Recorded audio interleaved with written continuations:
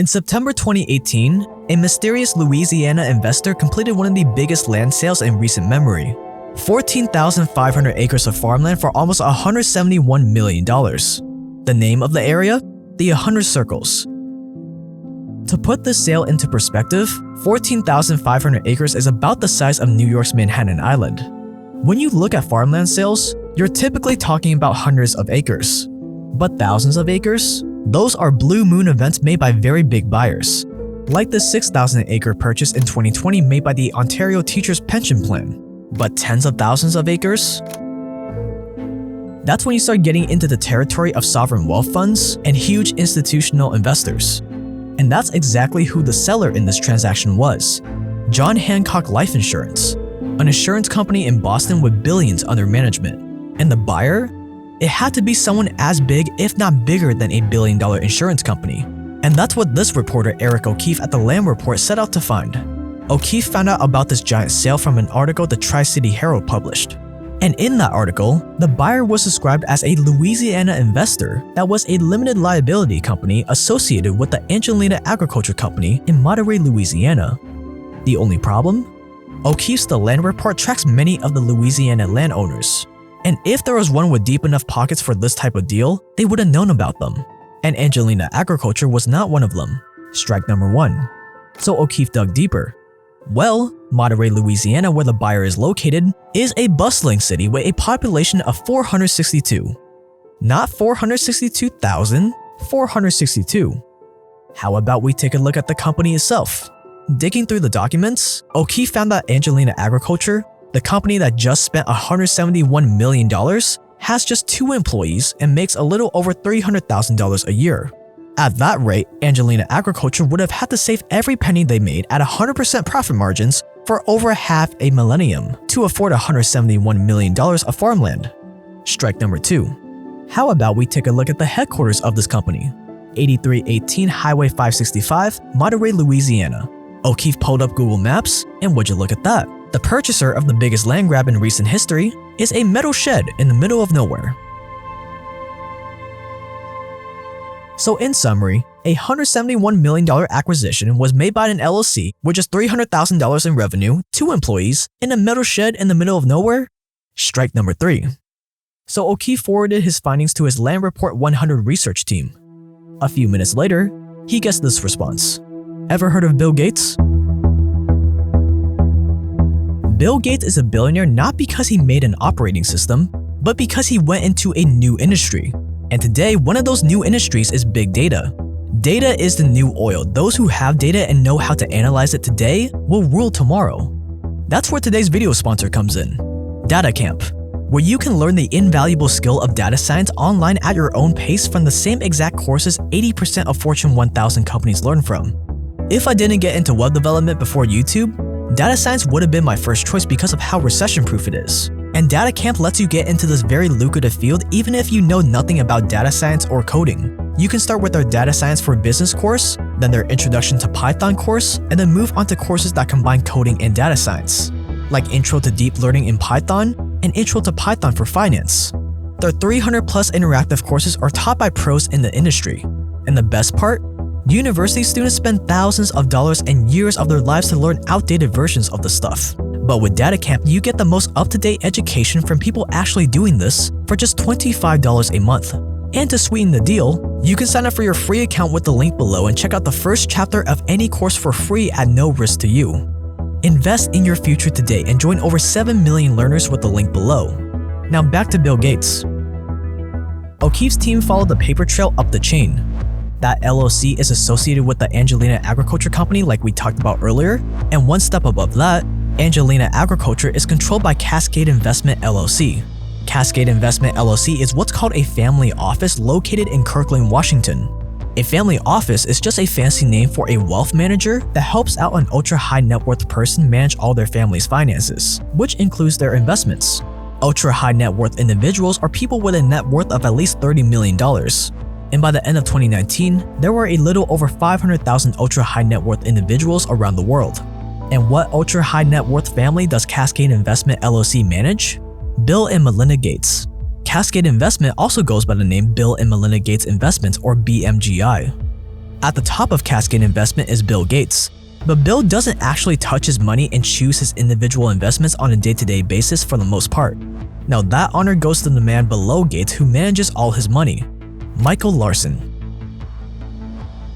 Michael LARSON is the Chief Investment Officer for the Gates Foundation. He does this through a lot of different business entities, with the main one being Cascade Investment. Now, obfuscating who really controls what through a bunch of shell companies may sound shady, but it's actually a pretty common and legal practice business people use to protect their privacy. LARSON is also a pretty secretive guy, with one rare public interview back in 1999 with Fortune magazine, where he explained how he chose the name Cascade Investment because it's real generic sounding in the Pacific Northwest. LARSON was headhunted to work for Bill Gates in 1994, and after the 2008 financial crisis, the farmland empire began. LARSON swooped up at least 100,000 acres of farmland all over the country in places like California, Illinois, Iowa, Louisiana, and more on behalf of Gates. This single series of acquisitions increased Gates' farmland empire to 7 times the size of Manhattan. By 2017, the Agriculture Company of America sold $500 million worth of farmland. The Agriculture Company of America was controlled by the Canada Pension Plan Investment Board. And the buyer? The paper trail led right back to none other than Cascade Investment. Combine those and the first purchase we talked about, and O'Keefe came to the startling conclusion. The monopoly man of operating systems is now also the monopolist of US farmland, with an estimated 242,000 acres. The only question that remains is, why? Bill Gates has been getting a lot of, we'll call it criticism for his involvement in certain things that you inject into your arm, and his potential profit motive or power motive with it. No comment. How vaccines are a miracle. They've saved millions of lives. So after this headline came out, people understandably got a little skeptical and concerned about Bill spreading his monopoly, that if he controls the food supply, he could theoretically create food shortages, he could theoretically control what people eat, he could maybe do things like force the industry to move to artificial meat because that's what he deems best. And headlines like this and comments like these definitely don't help. And go into those places, offer the women better tools where they want to space birthing or have a smaller family size, and improve health, because it's amazingly, as children survive, parents feel like they'll have enough kids to support them in their old age, and so they choose to have less children. By doing those well, you also set the population growth rate coming down quite a bit. Which is definitely not outside the realm of possibility, but that's probably not the truth. After Bill bought nearly 25,000 acres of land west of Phoenix, Arizona, the media was quick to pick up the rumor that Bill Gates was planning on building the city of the future. A city that would be filled with the latest autonomous tech, AI, Internet of Things, and would be a hotbed for innovation. But in reality, it turned out to be just another average metropolis with suburban homes and commercial real estate, because of the simple reason that Bill's money manager probably thought that it would just be a good investment, being that the city it's around Buckeye is one of the fastest growing cities in America right now. So it's understandable that when news broke out of Bill's farmland gains, the media was quick to call Bill the sustainable agriculture champion, and how his new stake in farmland may be connected to his fight against climate change and his interest in agriculture in developing countries. But like most things, reality is oftentimes a lot less glamorous than the theories. Gates and his money manager LARSON have a very simple relationship. LARSON grows the money, and Gates gives it away. In a 1999 interview, Bill discusses that he talks with LARSON about his investments on a weekly basis, but at the end of the day, LARSON has full control over where to put Bill's money, with the overall goal of investing his billions pretty conservatively, nothing too risky. And if that is still true today, that's probably what all this farmland amounts to, a good way to grow Bill's money. When you think of investing in farmland typically isn't the first thing that comes to mind. But if you think about it, farmland is a really logical choice. Everyone needs to eat, the population is only getting bigger, and until there's a major revolution in how we grow food, there's a limited supply of land. In fact, the real estate market for farmland is actually very competitive and very hard to get into. Farm prices don't swing up and down that much compared to things like stocks. In fact, farmland returns have been positive every single year since they started tracking this stuff back in 1990, which is something that definitely can't be said about stocks or even gold. Or in other words, farmland is very uncorrelated to other investments. When things go down, people still have to eat. And being that Larson is very conservative with how he invests Bill's money, farmland makes for a great choice. The way farmland investing usually works is someone will buy the land and rent it out to a farmer that can't afford to buy it on their own. That way, as the investor, you get two things: the appreciation on the land and the rent you get from the farmer, also known as the yield. Just like when you rent out a house or an apartment, which is why some investors refer to farmland as gold but with the yield. So until Bill announces some big agriculture project in the US, you're probably not going to see any Gates Foundation branded farms. It will probably be more of passive investments, leasing out this farmland to farmers. And let's be honest, becoming the biggest farmland owner in the US is a big deal.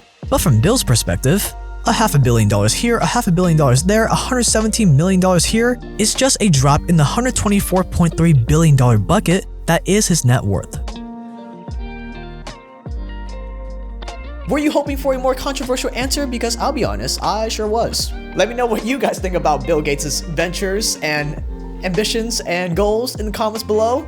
Try to keep it civil. If you want to support this channel financially, Data Camp. Again, before YouTube, I was a web developer, and if I wasn't for web development, I probably would have chose data science because one, it pays like a lot of money, like more than web development, and number two, it's very important today, and it will continue being very important in the very distant future. And at just $25 a month, you can learn a skill that can potentially bring in a six-figure salary. You can sign up for your free account with the link below and check out the first chapter of any of the 300 plus courses that you want for free at no risk to you with the link below. You can check out the original article that this video was based on by Eric O'Keefe at the Land Report with the link below. If you are new to this channel, we make video essays just like this one every single week for free on the most provocative stuff in the world of business, so you might as well subscribe because you have nothing to lose and you can always dislike and unsubscribe whenever you want. If you want behind the scenes stuff, day in the life kind of stuff, lots and lots of business memes, you can follow me on Instagram at jaketrend.io. We have a ton of fun over there at jaketrend.io. That is going to wrap it up for this video. Thank you so much for watching. You've been awesome. I've been Jake. Stay dangerous out there, and I will see you guys in the next one.